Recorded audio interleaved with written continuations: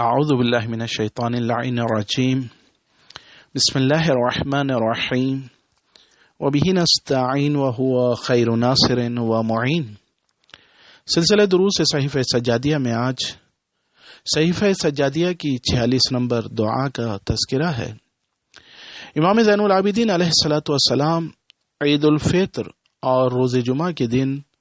نمازوں کے بعد رو بقبلہ ہو کر یوں دعا کیا کرتے تھے: اے وہ ذات جو اس پر بھی رحم کرتا ہے جس پر بندے رحم نہیں کرتے، اور اے وہ ذات جو اسے بھی قبول کر لیتا ہے جسے کوئی علاقہ بھی قبول نہیں کرتا ہے، اور اے وہ ذات جو اپنے محتاجوں کو حقیر نہیں سمجھتا، اور اے وہ ذات جو اپنے سے اصرار کرنے والوں کو نامراد نہیں کرتا، اور اے وہ ذات جو محبت کا اظہار کرنے والوں کو ٹھکراتا نہیں ہے، اور اے وہ ذات جو چھوٹے سے تحفے کو بھی قبول کر لیتا ہے اور اپنی راہ میں ہونے والے معمولی سے عمل کی بھی قدردانی کرتا ہے، اور اے وہ ذات جو تھوڑے سے شکر کو بھی قبول کر لیتا ہے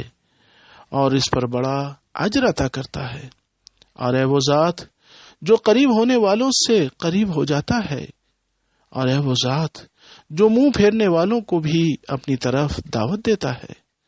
اور اے وہ ذات جو نعمتوں کو بدلتا نہیں ہے اور انتقام میں جلدی نہیں کرتا، اور اے وہ ذات جو نیکیوں کو ثمردار بنا دیتا ہے تاکہ انہیں بڑھا سکے، اور برائیوں سے درگزر کرتا ہے تاکہ انہیں مٹا سکے۔ امیدیں تیرے کرم کی انتہا سے پہلے ہی حاجتیں لے کر واپس آ گئیں، اور مطالبات کے ظرف تیرے فیض کرم سے چھلکنے لگے، اور صفتیں تیری حد نعمت تک پہنچنے سے پہلے ہی بکھر گئیں۔ تیرے لیے ہی تمام سر بلند افراز سے بالاتر بلندی ہے، اور تو بزرگوں سے بھی بزرگ تر ہے۔ اپنے مقام کا ہر جلیل تیرے سامنے صغیر ہے، اور اپنی منزل کا ہر شریف تیرے شرف کے مقابل میں حقیر ہے۔ تیرے غیر کی بارگاہ میں وارد ہونے والے ناکام ہو جاتے ہیں، اور تیرے علاوہ کسی کے سامنے ہاتھ پھیلانے والے گھاٹے میں رہ جاتے ہیں۔ تیرے علاوہ دوسروں کے حضور میں حاضر ہونے والے برباد ہو گئے، اور تیرے فضل کے علاوہ کسی فضل کے تلاش کرنے والے قحط میں مبتلا ہو گئے۔ تیرا دروازہ مانگنے والوں کے لیے ہمیشہ کھلا رہتا ہے، اور تیرا کرم سائلوں کے لیے ہمیشہ عام رہتا ہے، اور تیری فریاد رسی فریادوں سے قریب تر ہے۔ امیدوار تجھ سے محروم نہیں رہتے،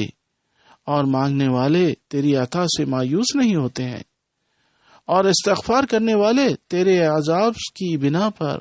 بدبخت نہیں ہوتے۔ تیرا رزق تیرے گناہ گاروں کے لیے بھی عام ہے، اور تیرا حلم تیرے دشمنوں کے لیے پیش رہتا ہے۔ تیری عادت بدعمل افراد کے ساتھ بھی احسان ہے، اور تیرا طریقہ کار ظالموں کو بھی چھوٹ دے دینا ہے، یہاں تک کہ تیری مہلت کی وجہ سے پلٹنے کے بارے میں دھوکے میں رہ گئے، اور تیری رحمت کے خیال نے انہیں گناہوں سے پرہیز کرنے سے روک دیا ہے، جبکہ تو نے انہیں فرصت دی تھی کہ تیرے احکام کی طرف پلٹ آئیں، اور انہیں مہلت دی تھی کہ تجھے اپنی سلطنت کے دوام کا اعتبار تھا۔ اب اس کے بعد جو حقدار سعادت تھا اس کا خاتمہ سعادت پر ہوا، اور جو اہل شقاوت تھا اسے اس کی شقاوت کے حوالے کر دیا گیا۔ سب تیرے ہی حکم کی طرف رواں دواں ہیں، اور سب کے امور تیرے ہی امر کی طرف پلٹ کر آنے والے ہیں۔ ان کی مدت طویل بھی ہو گئی تو تیری سلطنت کمزور ہو گئی، اور تو نے جلدی نہیں کی، بلکہ تیری دلیل کمزور نہیں ہوئی، تیری حجت برقرار رہی جسے زائل نہیں کیا جا سکتا، اور تیری سلطنت ثابت ہے جو تمام نہیں ہو سکتی ہے۔ دائمی افسوس اس کے لیے ہے جو تیری طرف سے کنارہ کش ہو گیا، اور رسوا کن و نامرادی اس کا مقدر ہے جو تیرے دربار سے نامراد ہو جائے، اور بدترین بدبختی اس کا حصہ ہے جو تیرے کرم کے دھوکے میں رہ جائے۔ ایسے شخص کو عذاب میں کس قدر کروٹیں بدلنا پڑیں گی، اور اسے عتاب میں کس قدر پلٹے کھانا پڑیں گے، اور اس کا فائدہ منزل سکون سے کس قدر بعید ہے، اور وہ چھٹکارے کی سہولت سے کس قدر مایوس ہے۔ یہ سب تیرے فیصلے کا عادلانہ نظام ہے جس میں تو کسی پر ظلم نہیں کرتا ہے۔ بے شک تو نے دلیلوں کو کھول کر بیان کر دیا ہے اور سب کے عذروں کو تمام کر دیا ہے، اور تو پہلے سے بھی عذاب کی دھمکی دے چکا تھا، نہایت نرمی کے ساتھ ترغیب بھی دلا چکا تھا۔ تو نے مثالیں بھی بیان کر دی اور مہلت بھی طولانی کر دی ہے، اور عذاب کو جلدی کے امکانات کے باوجود مؤخر کر دیا ہے، اور اسباب سبقت سے مالا مال ہونے کے بعد بھی صبر و تحمل سے کام لیا۔ یہ تیرا توقف تیری عاجزی نہیں تھی، اور یہ تیری کوئی کمزوری نہیں تھی، اور نہ روک لینے میں کسی غفلت کا کوئی دخل تھا، اور نہ تو کسی مدارات کا انتظار کر رہا تھا۔ بات صرف یہ تھی کہ تو اپنی حجت کو بلیغ تر، اپنے کرم کو کامل تر، اپنے احسانات کو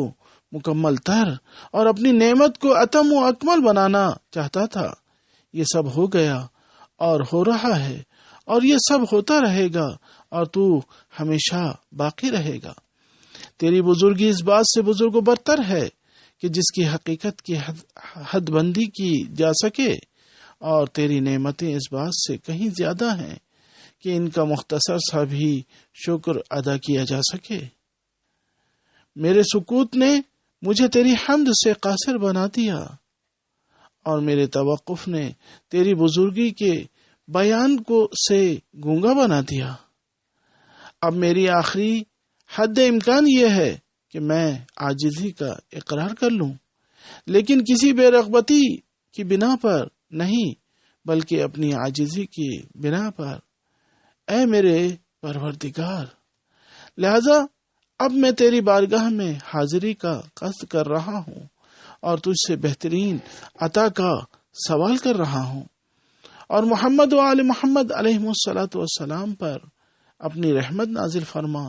اور میری مناجات کو سن لے، اور میری دعاؤں کو قبول کر لے،